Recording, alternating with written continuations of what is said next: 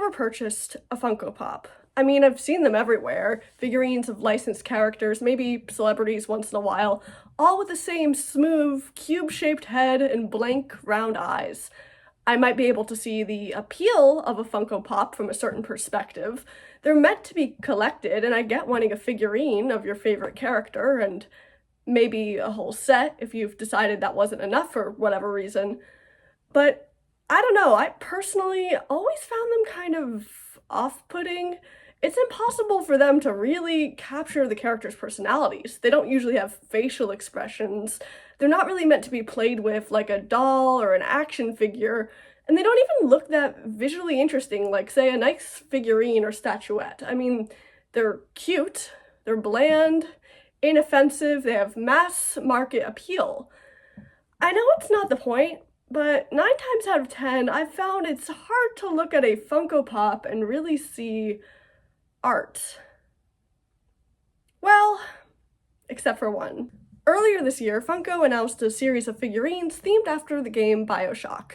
They've got the little sister, the big daddy, and of course, Sander Cohen.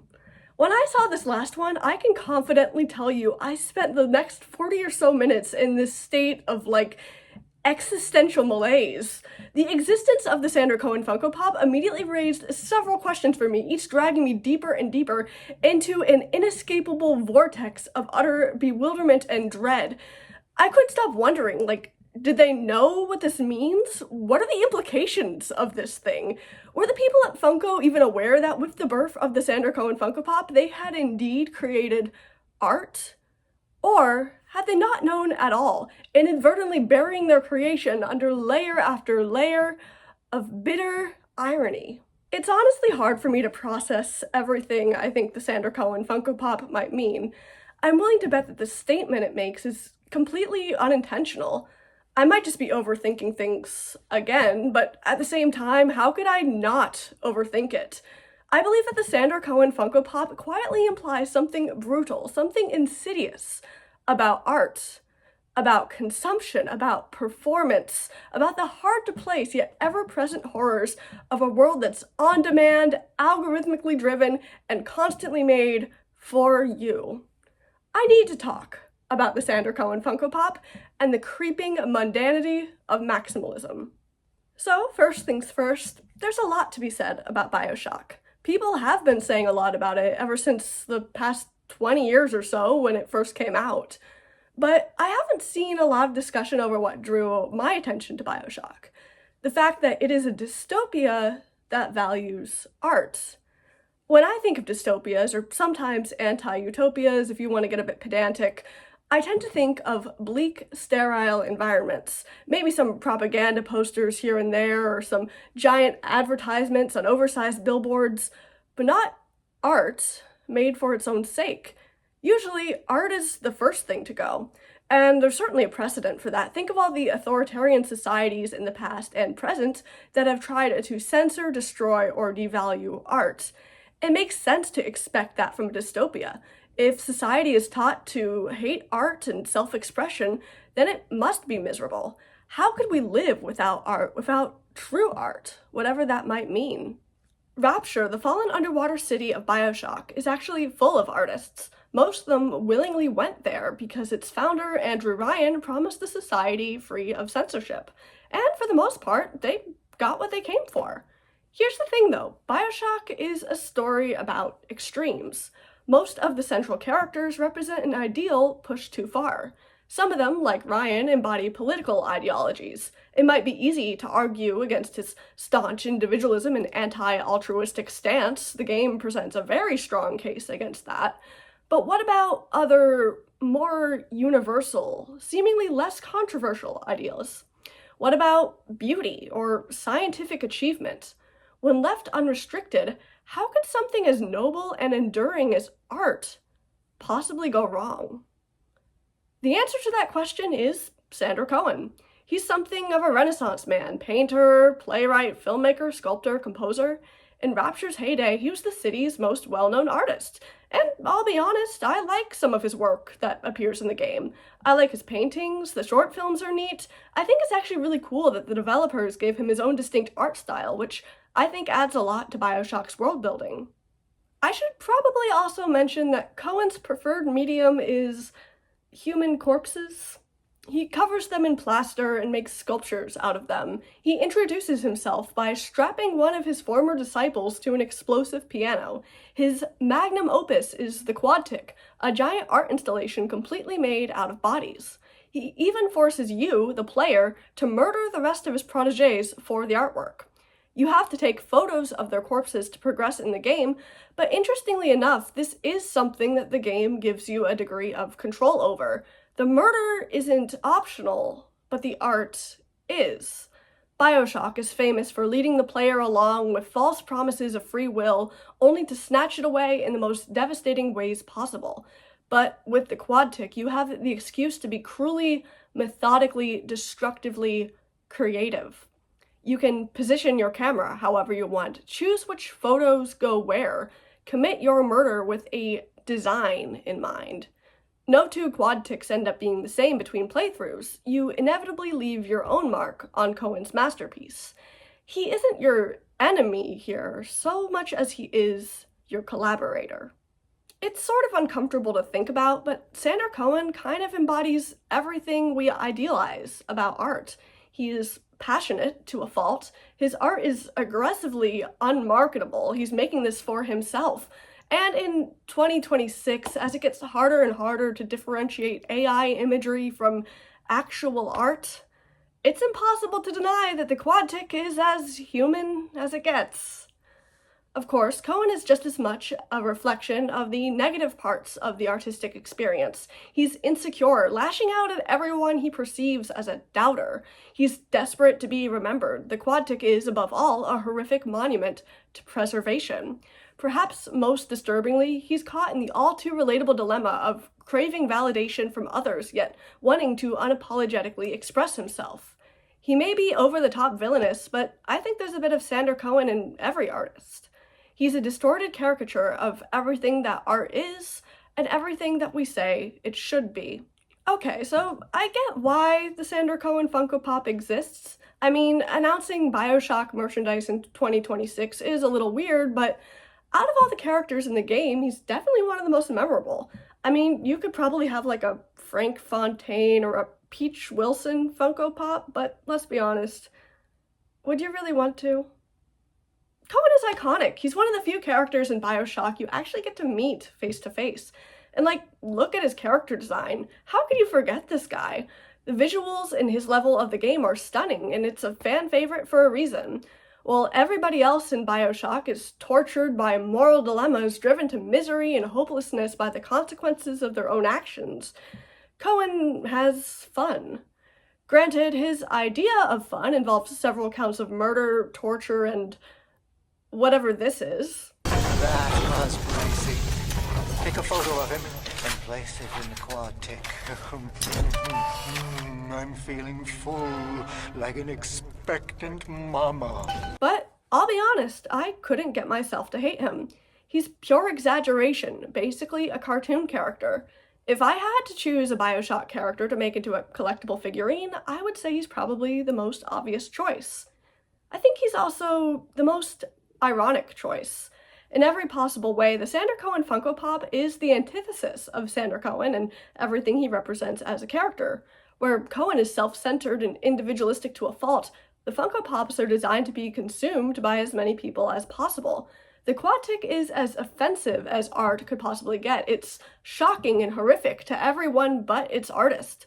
The Funko Pop is cute, safe, available for purchase for $15 at your local GameStop. Sander Cohen is obsessed with preserving the past by any means necessary. The Funko Pop is the latest addition to an ever-growing roster of characters. Sharp edges are smoothed down, maniacal eyes are made wide and vapid, the lipstick-smeared mouth is erased entirely.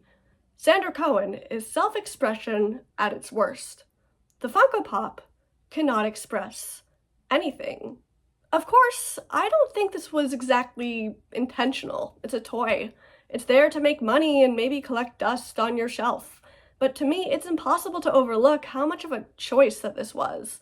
If Sander Cohen represents art pushed to its most extreme, then this Funko Pop is the extreme opposite of that. Earlier, I said that this Funko Pop feels like art, and this is why. In a way, it's in conversation with what BioShock was communicating with Cohen's character. It feels almost like a reaction of sorts, an absurd facsimile, a caricature of a caricature. And because it probably wasn't meant to do this, it just feels more ironic, more artistic. BioShock is an overtly political game, not in the sense that it advocates for any one ideology, but because it interrogates how people interact with their ideologies, how far we're willing to follow our ideals, and how we unquestioningly substitute them as solutions for our problems. That's why Rapture fell. That's why Cohen is actually miserable, wasting away in Fort Frolic as he desperately clings to his former prestige. His hedonism is a facade for his paranoia.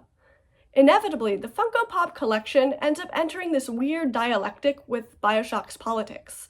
It communicates with its source material. This is inevitable. I didn't even mention how bizarre a little sister Funko Pop is, considering these are trafficked children whose likenesses are plastered all over Rapture's advertising and propaganda. The Cohen Funko Pop, intentionally or not, is also political. It can't exist without Cohen as a character and BioShock as a story. Like all art, it comes with a specific context. When I think about what this context implies, though, I think it feels strangely resonant. I've been dealing with this weird feeling recently. It's sort of hard to place. I log onto social media and I see content. I see fan art of characters from games I've never played, shows I've never watched. I know all their names because everybody's always posting about them. I see short form videos, reels, shorts, TikToks, whatever you want to call them, I don't care. I don't find them entertaining, but I just keep watching them for hours and hours. I see people showing off the latest blind box toy. I see beautiful works of art, and I see AI slop. I see memes and makeup tutorials, vlogs and vent posts, discourse and distractions. And I feel angry. For a while I didn't know why. None of this stuff is hurting me exactly. I'm not being threatened. I even like looking at some of this. So why is my brain reacting in this way? Why am I filled with disgust, with some indefinable thirst for destruction every time a Labubu enters my line of sight? The truth is, I'm not angry exactly. I'm exhausted. I'm tired of the internet. More than anything, I'm tired of this new face of maximalism that I keep seeing. It seemed like just a few years ago, chaos and clutter was a form of rebellion against the status quo, a way to be artistic and express yourself, a celebration of pleasure in a world that demands strict utility and nothing else. Cringe is dead, remember? But more and more, it just seems like that's kind of gotten lost. Now I just see consumption, although I still get the sense that it masquerades as something artistic and sincere. Accumulate trinkets, wear unique clothing, listen to this band, buy this Labubu. Follow these trends to show the world how quirky and authentic you are. Tell everybody how much you exude whimsy. Consume and become consumable. Listen, I know that this is just kind of what happens. What's new and edgy eventually becomes the establishment. Capitalism assimilates critiques of itself. We've all heard it before. I mean, I like maximalist aesthetics. I would even go as far as to call myself a maximalist. But that doesn't change the fact that I just feel sort of jaded, I guess. I turn off my phone and I see myself craving something more. What I want isn't whimsy, at least in the way that I see people use the term online. I don't think I even know what whimsy means anymore. What I want is ugliness. Not ugly cute, not beautiful in its own way, just straight up ugliness. Raw and unpolished and real. I want the grotesque, the uncomfortable, the unimaginable, the unexplainable. I want something unmarketable, before the word unmarketable becomes a marketing buzzword. Maybe that's what Sander Cohen felt before he came to Rapture. Maybe that same sort of exhaustion, the same sort of anger drove him to terrible extremes. You would think that he'd be untouchable, that he'd be immune to this inevitable cycle from art to product, that he's so awful, so undeniably off the rails, that he'd be safe in a way. I mean, certainly you couldn't market Sander Cohen. You can't make him consumable or collectible. He's an avatar for the worst that art can possibly get. He's so extreme, his creations are so self-indulgent, you couldn't possibly turn him into a readily available product that anybody in their right mind could possibly want to buy. Oh, right. It's not that there aren't any other Funko Pops of terrible fictional villains out there. There are way too many of those to count, but because of what Cohen specifically represents as a symbol, I found this one strangely profound. And I know people love to say that nothing is that deep, but here's my response to that. Nobody really gets to control what pieces of art resonate with them. The definition of art itself is frustratingly subjective. And if I look at a Funko Pop and see art, I'm not sure if that's up to me. In a way, it's almost as disturbing as looking at the quadtych and seeing art. Even if it isn't real, thank goodness, I don't want to accept that Cohen's murder tableau has some sort of artistic impact on me. And I don't want to accept that this stupid mass-produced bauble has some sort of artistic impact on me. In very different ways, they both challenge my values. They challenge what I believe art should be. But isn't that kind of what I want art to do? It's very weird for me to say this, but the Sander Cohen Funko Pop makes me feel catharsis. It certainly wasn't meant to be cathartic or profound or whatever, but there's no other way to put it. This thing dragged me through amusement, confusion, anger, sadness, and relief. By taking Sander Cohen and transforming him into a collectible product, it sort of gave a voice to what I've been feeling. It's a concrete, tangible thing that I can look at and point to. It's ridiculous, almost in the realm of satire, an exaggerated lens that magnifies this abstract and hard-to-place phenomenon. My exhaustion with consumerism, my craving for art, it's all there, neatly packaged in a bubble-headed, blank-eyed, Sander Cohen-shaped vessel. I don't think I could come up with a better symbol for the disillusionment, the dissonance I feel, so I guess I'm glad that this thing exists. I kind of love it. But I'm still not gonna buy it though. No thanks. I'm good.